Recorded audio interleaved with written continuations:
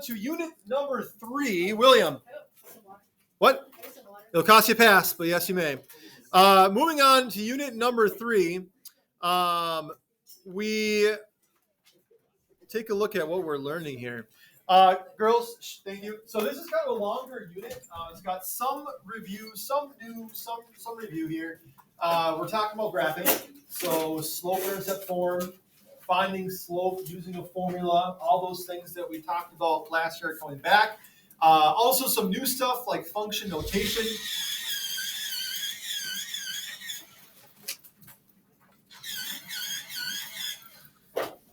Function notation, PO18, that is going to be new, and then a couple other things as well. So we end the unit with 3 straight POs.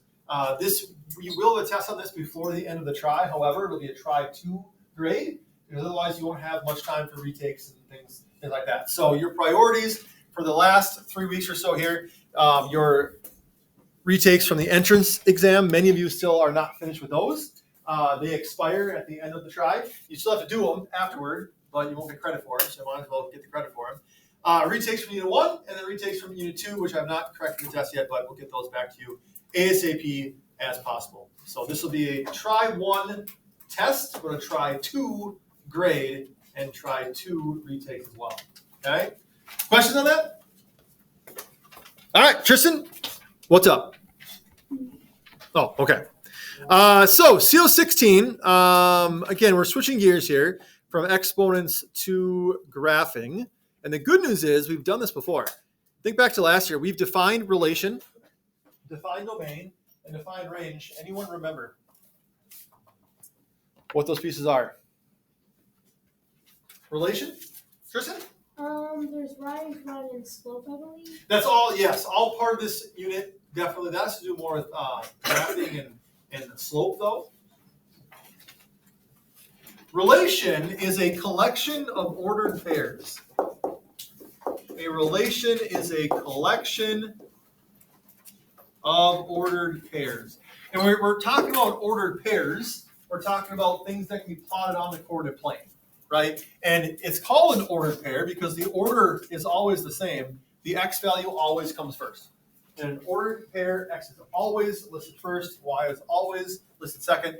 And what you can do with ordered pairs, you can graph them, plot them, analyze them, use them to predict things, okay? And the domain of a relation, any light bulbs flickering yet? Nope. The domain are all of the x values of a relation. Okay? All of the x values of a relation, whereas the range would be all of the y values of a relation. Exactly.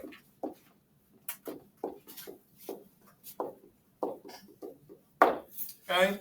So domain, x values of a relation, range, y values of a relation. And those two things together make up a relation, which is simply a collection of ordered pairs. I've got 3 examples of relations below. A function table, and then 2 on the coordinate plane. One's a line, one's a segment. We'll get to the difference in just a little bit. But any questions on the notes? Anything you need? No? Okay. When you are given a function table, such as we have here, the domain are all the x values included in the relation. And the range would be all the y values included in the relation. So a function table is nice because it literally kind of lists them for you, right? If I want the domain of this relation, I'm looking at that x column. And I'm saying the domain is -10, -5, 2, 4, 0. What are the x values of this relation? Well, there they are right there. -10, -5, 2, 4, 0. You can simply list them. For the range, same kind of thing. The range would be all the y values of the relation, and they're already kind of listed there for you. -3, 0, 8, 2, -1. Okay? On the coordinate plane, though, things are a little bit different. right? So you got the line, and we have the segment. Tell me what you know about lines. Anthony. They're straight. They're straight. Dominic. They go on forever. They go on forever.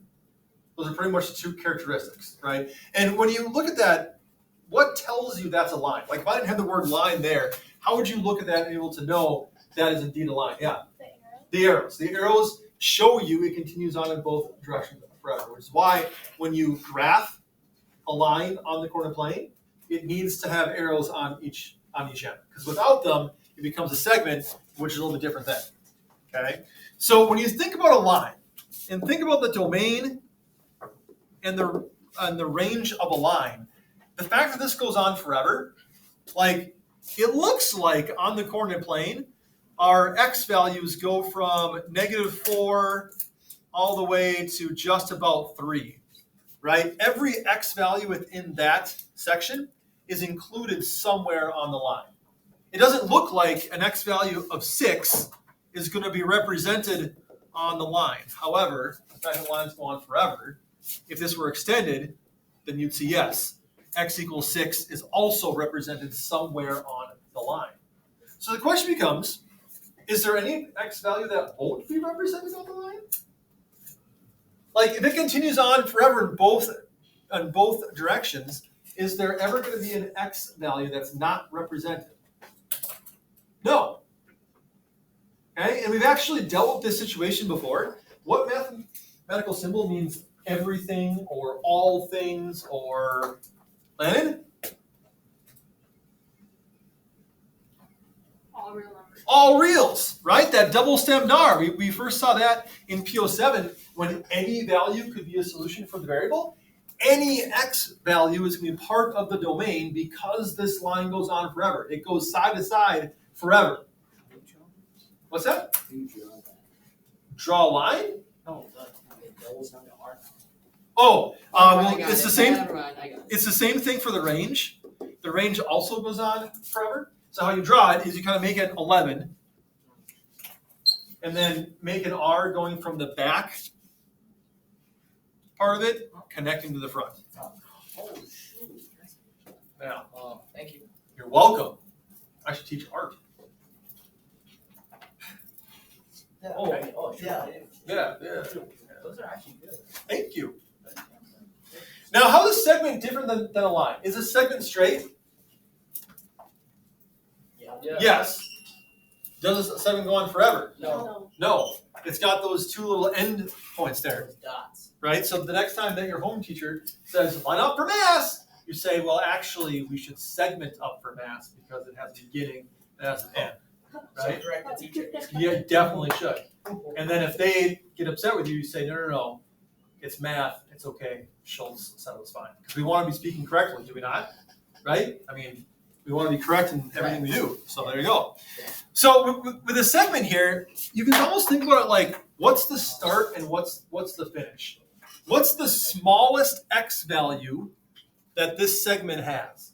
Another way to ask is, where on the x-axis does this segment start? Adrian? -1. -1, right? It starts at -1 on the x-axis. There is no x equals -2 anywhere on the segment, no -3, right? The smallest one it has where it starts is -1. And where's it end? All these values here are included somewhere until what? Where do I stop? Tell me quick. Now. 5. Okay? Every x value between 1 and 5 is going to be included here. Because if you kind of trace this down the x-axis, the smallest number it hits, -1, the largest one it hits, +5. So there are two ways that you can write this. The first way is with an arrow, right?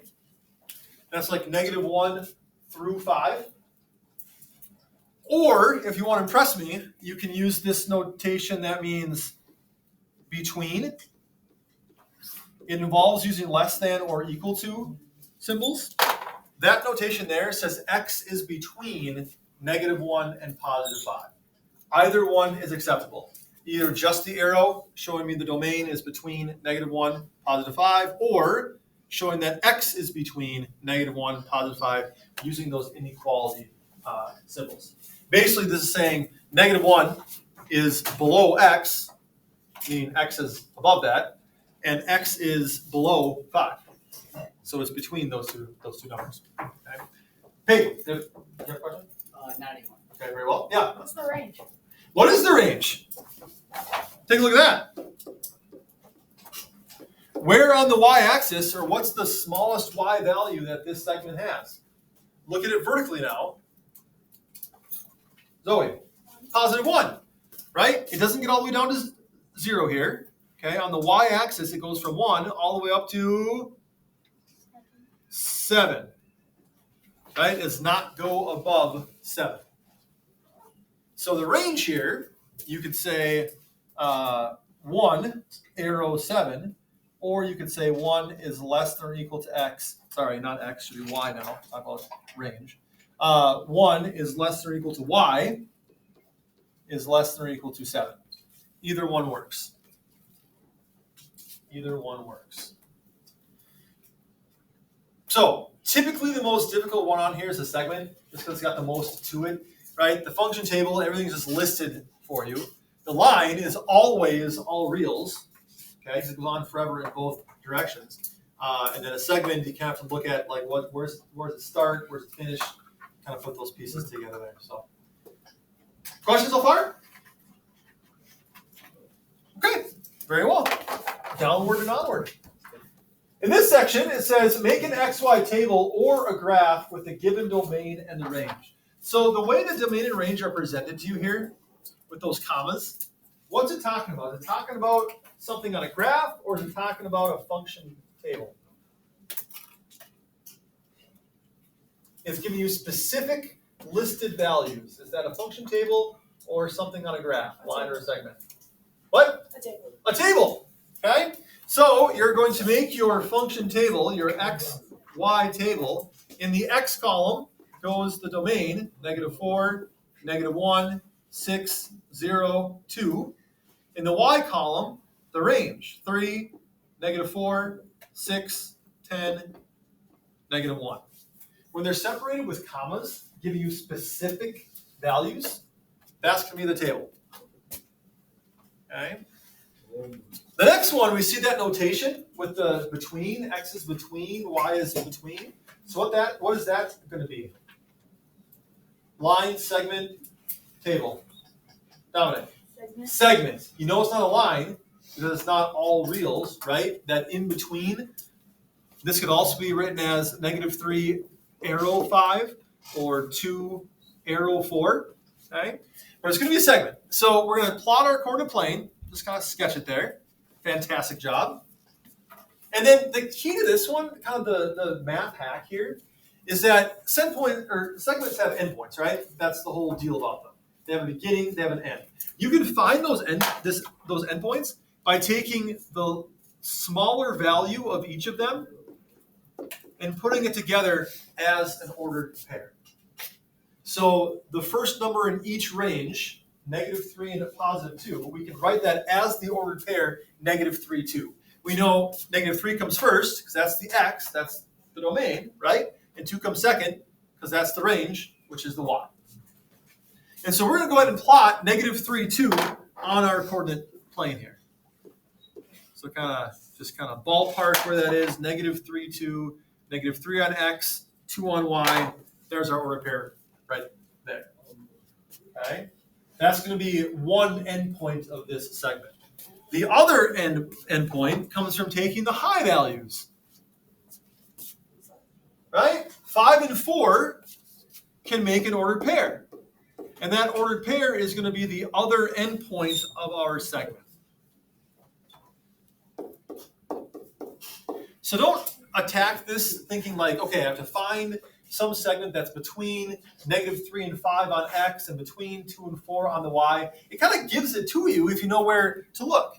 The low values of each range give you one ordered pair. The high values of each range give you the second one. So plotting 5, 4 now, again, it's kind of 2, 3, 4, 5, 1, 2, 3, 4. Sketching where that's going to be. My red dot is at -3, 2.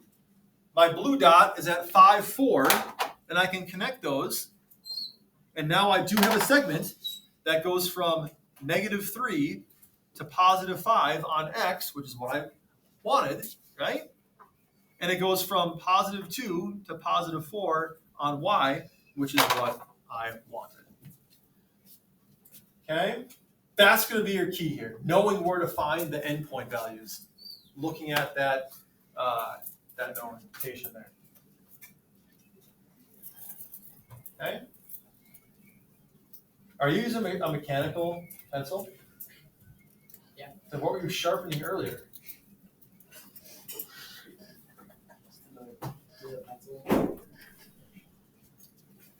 Okay.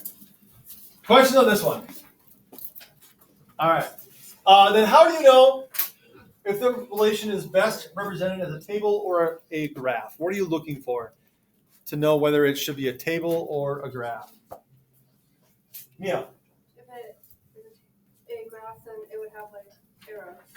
Yes, a graph has either this notation here or all reals, right? A table, it's just got the commas. Very specific values separated by those commas. Then, the second page, it says find the domain and range of each relation. So this first one here, we're looking at what x values are represented in this graph. So you look at the x-axis and we say, where do our x values start? Where do our x values end? Well, I look at this and I see our x values start way over here at 0. And it's all the way to the left. And then as I move across the x-axis, I'm not missing anything. All these numbers are included until I get all the way to 50, where the graph ends. Right? So here, the domain, everything from 0 to 50 is included. And if you want to be fancy about it, you can use those inequality symbols as well. But on the x-axis, the domain, everything from 0 to 50 is a part of the graph. Not the same for y, though.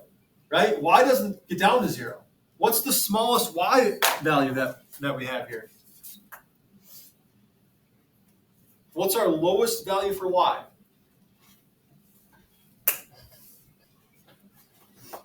Look at that y-axis. How far down does it go? Yeah. 1,000. Not quite to 1,000. 1,500. Let's say 1,500, 1,600, somewhere in there, right? And then as I go up the y-axis, do I go all the way to the top, all the way to 10,000? No, it stops just before 9,000, probably 8,900. Okay? So for the range, we're looking at it's between 1,500 and 8,900. Right? Because this section are where all of our y values are. Nothing below 1,500, nothing above 8,900. Okay? Let's look at the third one.